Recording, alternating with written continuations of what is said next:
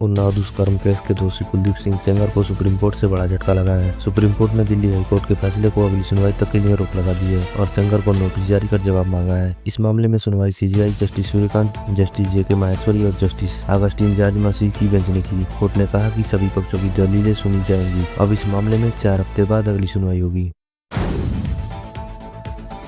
मध्य प्रदेश की राजधानी भोपाल में चोरी का एक अनोखा मामला सामने आया है। चोरों ने एक वकील के घर चोरी करने से पहले कुत्तों को मीट खिलाकर शांत कर दिया। इसके बाद वे दीवार फांदकर घर में दाखिल हुए और करीब 18 लाख रुपए की नकदी और सामान लेकर गायब हो गए। इस घटना का सीसीटीवी फुटेज सामने आया है। वीडियो के आधार पर पुलिस जाँच में जुटी है।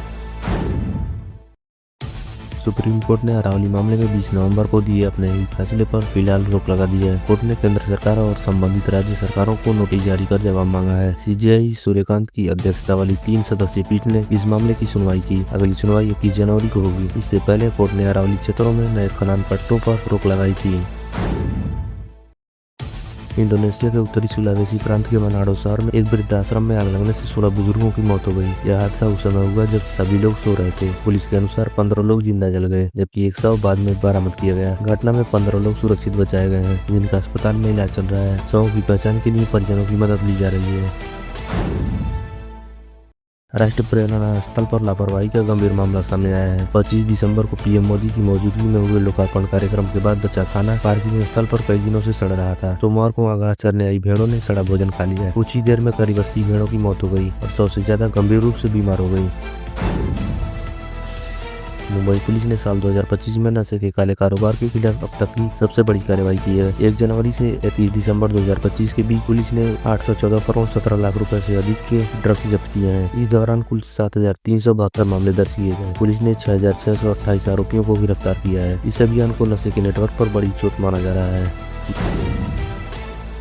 बांग्लादेश की पूर्व प्रधानमंत्री और बीएनपी अध्यक्ष खालिदा जिया का निधन हो गया है। उन्होंने 80 वर्ष की उम्र में अंतिम सांस ली और लंबे समय से बीमार चल रही थी और अस्पताल में इलाज चल रहा था। खालिदा जिया बांग्लादेश नेशनलिस्ट पार्टी की प्रमुख नेता रही हैं। उनके निधन की जानकारी बीएनपी के आधिकारिक फेसबुक पेज के जरिए दी गई। बिहार के जम्मू जिले में रेलवे की बड़ी लापरवाही सामने आई है, जहां 2 ट्रेनें अपने निर्धारित रूट से भटक गईं। मालगाड़ी दुर्घटना के कारण पिछले 3 दिनों से ट्रेनों को डाइवर्ट किया जा रहा है। आपसी समन्वय की कमी के चलते ट्रेनें गलत मार्ग पर चली गईं। यात्रियों को घंटों तक असमंजस में रहना पड़ा। ठंड के बीच हजारों यात्री परेशान नजर आए।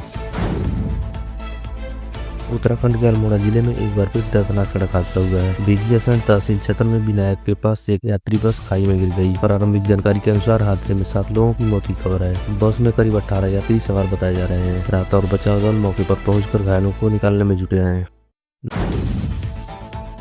नए साल से पहले मौसम ने करवट बदल ली है और ठंडक के साथ बारिश की चेतावनी जारी की गई है। आईएमडी के अनुसार 21 दिसंबर को दिल्ली, हिमाचल प्रदेश, उत्तराखंड, कश्मीर और हरियाणा में बारिश हो सकती है। इससे तापमान में और गिरावट आने की संभावना है। तमिलनाडु में भी अगले 3 दिनों तक हल्की बारिश के आसार हैं। मौसम विभाग ने लोगों को सतर्क रहने की सलाह दी है। लखनऊ के लुलू मॉल के खिलाफ इनकम टैक्स विभाग ने बड़ी कार्रवाई की है। सूत्रों के मुताबिक 27 करोड़ रुपए का टैक्स जमा न करने पर मॉल का अकाउंट सीज किया गया है। यह अकाउंट लखनऊ के बैंक ऑफ बड़ौदा में बताया जा रहा है। आयकर विभाग ने 2025 के टैक्स रिकॉर्ड की जांच के बाद यह कदम उठाया।